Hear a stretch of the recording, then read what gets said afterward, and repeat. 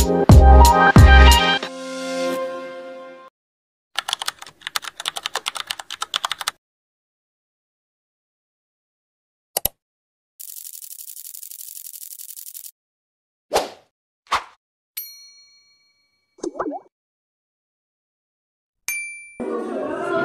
hapon sa inyong lahat. Narito kami sa inyong harapan para makapag-interview ng taong pangkat ng cyberbullying. Ano ang iyong pangalan? Kathleen Sumbisi.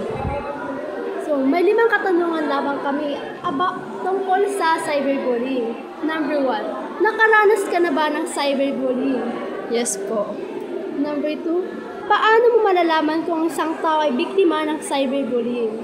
Malalaman mo ang isang tao kapag biktima ng cyberbullying kapag laging mapag-isa at hindi nakikipagsalamuha o nakikipag-usap sa ibang tao. Ano ang may papayo mo sa mga kabataan upang maging ligtas at responsable sa paggamit ng internet? Ang may papayo ko lang sa kanila ay huwag magpapapekto sa mga sinasabi nila at yun lang po. Kung ikaw ay makaranas nito, paano mo ito malalagpasan? Malalagpasan ko ito sa pamamagitan ng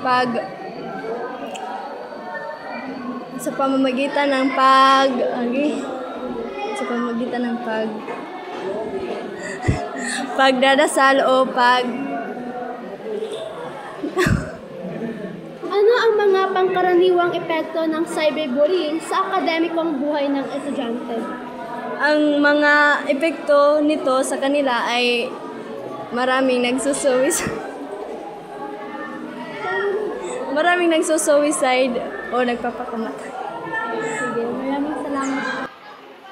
Alam niyo po, my name is Lucas Pintor. So, meron po akong 5 katanungan.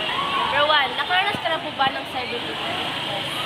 Paano mo malalaman kung ang isang tao ay biktima ng cyberbullying?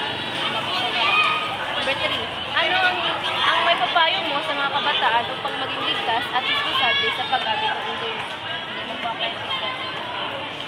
4, kung ikaw ay nakaranas ng ito, paano mo ito malalagpasan? Number 5, ano ang mga pangkaraniwang epekto ng cyberbullying sa akademikong buhay ng estudyante? Nakaranas ka na ba ng cyberbullying?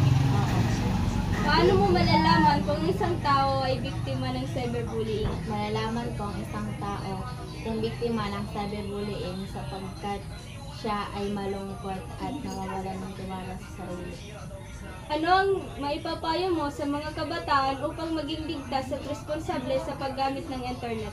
Ang may papayo ko sa mga kabataan ay iwasang mag-post ng masama at mag-isip muna bago mag-post.